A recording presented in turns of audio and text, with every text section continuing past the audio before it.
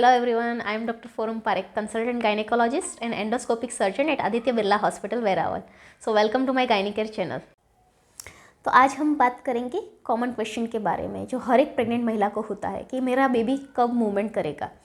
Generally अपने अंदर एक जीव को पालना और बच्चे के एहसास को फील करना एक माँ के लिए अनोखा और काफ़ी रोमांचक अनुभव रहता है।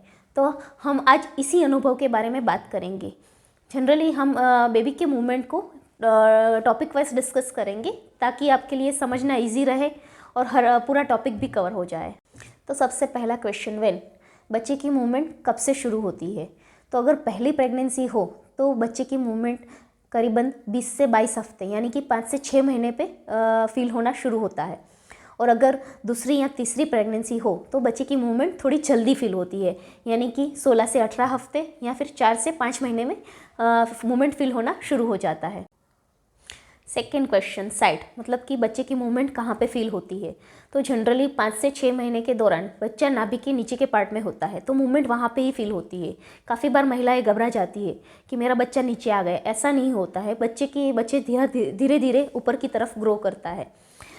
फिर 8वें या 9वें महीने में मूवमेंट का आधार रहता है उसकी पोजीशन पे।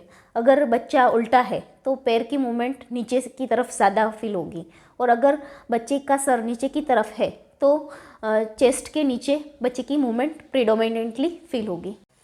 Third question, which type of movement मतलब कि आपको किस टाइप की मूवमेंट फील होती है।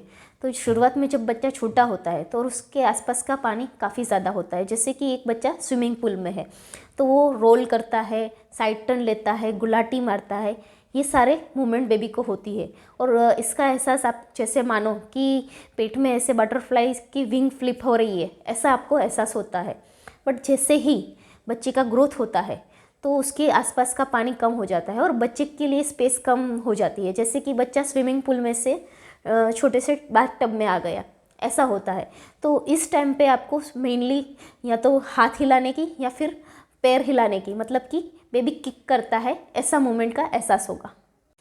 Fourth question, when to count मतलब कि मूवमेंट कब से काउंट करनी शुरू करनी है। तो जनरली हाई रिस्क प्रेगनेंसी होती है, जैसे कि पेशेंट को डायबिटीज़ है, ब्लड प्रेशर है या फिर आगे की बच्चे की डेथ हो गई है, तो उसको हम बोलते हैं कि 28 वीक्स ऑनवर्ड्स मतलब कि 7 महीने के बाद बच्चे की मूवमेंट का ख्याल रखें। और अगर नॉर्मल प्रेगनेंसी है तो 32 वीक्स ऑनवर्ड्स मतलब कि 8 महीने के बाद बच्चे की मूवमेंट नोट करनी है। Fifth question, how to count मतलब कि मूवमेंट को कैसे काउंट करना है। तो सबसे पहले आपको शांत जगह पे बैठना है या फिर लेफ़्ट साइड करवट बदल के सो जाना है और पेट पे हाथ रख के बच्चे का मूवमेंट फील करना है। ऐसा नहीं है कि टीवी देखते समय या फिर खाना बनाने के टाइम पे आप मूवमेंट काउंट करो। आपका पूरा फोकस लगा के बच्चे की मूवमेंट का ध्यान रखना है।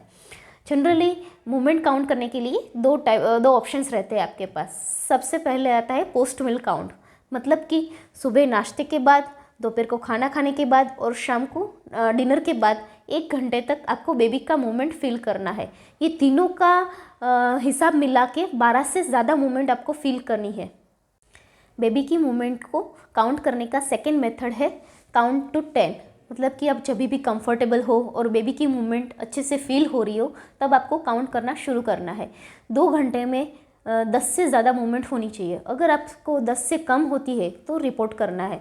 और दूसरी चीज़ ये होती है कि 2 घंटे का समय किस लिए, क्योंकि बेबी जब सो रहा होता है तब उसकी मूवमेंट फील नहीं होती और एवरेज हेल्दी बेबी की स्लीप 20 से लेके 75 मिनट तक की होती है।